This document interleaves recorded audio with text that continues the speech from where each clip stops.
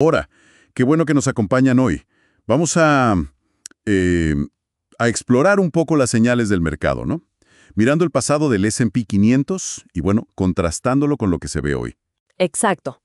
Nos basamos en datos históricos, estadísticas y también, claro, en lo que dicen distintos analistas actualmente. La idea es intentar descifrar un poco qué nos dice todo esto junto. Y a veces esas señales históricas son, bueno, sorprendentes. Hay patrones que, aunque no pasan seguido, han tenido resultados muy, muy consistentes. Empezamos con uno de esos que llaman la atención. Dale, perfecto. Fíjate en este dato. ¿Qué ha pasado históricamente cuando el S&P 500 tiene un subidón, digamos, de más del 20% en solo 2 meses? Uf, 20% en 2 meses. Eso suena intenso. Y lo es. Ha pasado solo 6 veces desde 1950. La última, de hecho, fue ahora en junio de 2025, con un plus 20.5%. Muy reciente. 6 veces nada más desde 1950. Ok, ¿y qué pasó después? ¿Se desplomó el mercado o...? Los promedios son plus 8.2% un mes después. 8% en un mes. Vale. Luego, plus 12.5% a los 3 meses, plus 16.3% a los 6 meses, y ojo con esto, un plus 30.8% a los 12 meses. Wow. Plus 30.8% al año. Eso es muchísimo más que el promedio histórico anual del S&P 500, que anda por el 9%, ¿no? Exacto, más del triple. Pero lo más, digamos, contundente que marcan las fuentes es la consistencia. Ah, ¿a qué te refieres? A que en esas 6 ocasiones, el 100% de las veces, el mercado estaba más alto 12 meses después de ese subidón inicial del 20%. ¿El 100%? ¿Siempre positivo un año después? Siempre. Es un patrón histórico muy fuerte. Claro que la muestra es pequeña, solo 6 veces. Pero bueno, sugiere una inercia alcista importante después de esos impulsos. Increíble, parece contraintuitivo casi. ¿Hay alguna otra señal parecida en los datos? Sí, hay otra interesante relacionada con el mes de mayo. Cuando mayo es especialmente bueno para el S&P 500, con subidas de más del 5%. Bueno, eso también parece ser una buena señal históricamente. ¿Y eso ha pasado más veces? Un poquito más, 7 veces desde 1950. Y este 2025 también tuvimos uno de esos mayos fuertes, con un plus 6.2%. Ok, 7 veces. ¿Y los resultados posteriores en este caso? A ver, los promedios a corto plazo son más modestos.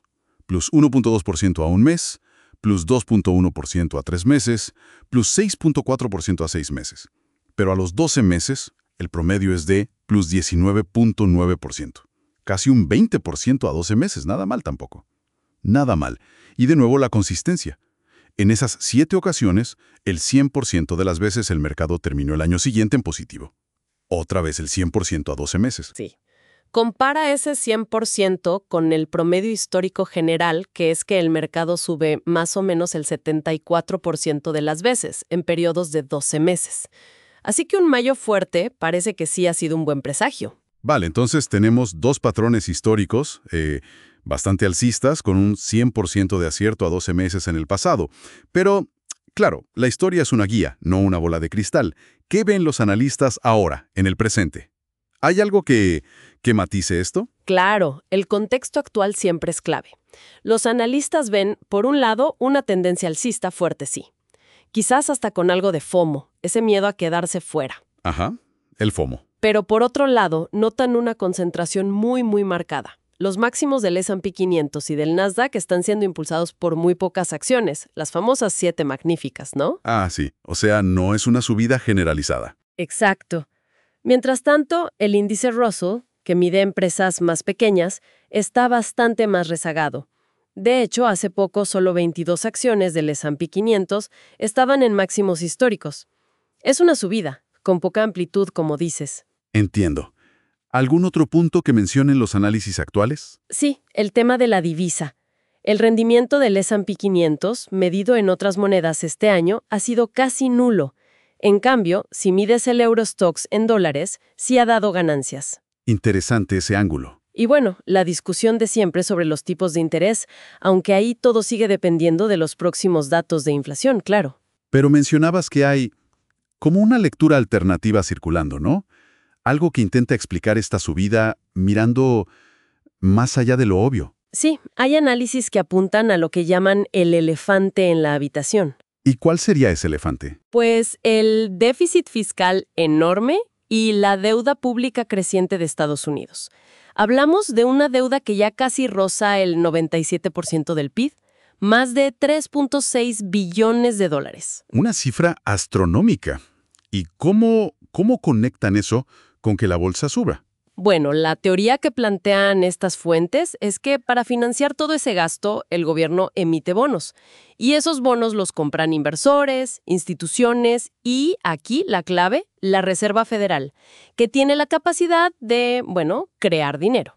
La famosa impresión de dinero, digamos. Algo así. Esto inyecta una cantidad de liquidez enorme al sistema financiero y, según esta perspectiva, esa liquidez es el verdadero motor de la bolsa. Las malas noticias, como guerras o crisis, serían casi cortinas de humo, o sea, distracciones del factor principal. Esa liquidez artificial que busca dónde ir. Esa es la idea central de esos análisis. El impacto que prevén es que esta alta liquidez siga sosteniendo la bolsa quizás hasta las elecciones de 2026. También podría ser que el dólar pierda valor y que suban otros activos como el oro o los bienes raíces. Bien, entonces, resumiendo. Por un lado, tenemos estas señales estadísticas históricas súper potentes, con ese 100% de aciertos a 12 meses en el pasado para esos escenarios específicos. Exacto. Y por otro, análisis actuales que confirman la fortaleza, pero señalan una concentración peligrosa y un posible motor artificial, basado en la deuda y la liquidez masiva. Precisamente, si juntamos todo, las estadísticas históricas sugieren que la fortaleza podría continuar. Los análisis actuales lo confirman, pero ponen el foco en esa concentración y en la dependencia de factores macro como la deuda y la política monetaria. Entonces el panorama sugiere continuación alcista, pero con asteriscos importantes, ¿no? La concentración, la dependencia de la liquidez. Definitivamente, no es un camino libre de riesgos, ni mucho menos. Lo que nos deja con una pregunta clave para reflexionar, ¿verdad? ¿Son estas señales históricas un patrón recurrente y fiable del mercado? ¿O estamos quizá ante condiciones tan únicas, esta concentración, esta deuda, que podrían romper esos patrones del pasado? Esa es la gran pregunta. La tensión entre la historia y las condiciones actuales es lo que probablemente definirá los próximos meses. Una cuestión fundamental para seguir de cerca. Bueno, muchas gracias por acompañarnos hoy en este análisis a fondo. Si les pareció útil, les invitamos a indicarlo con un me gusta. Y a suscribirse para no perderse las próximas exploraciones que hagamos. Exacto. Nos encontramos pronto. Hasta luego.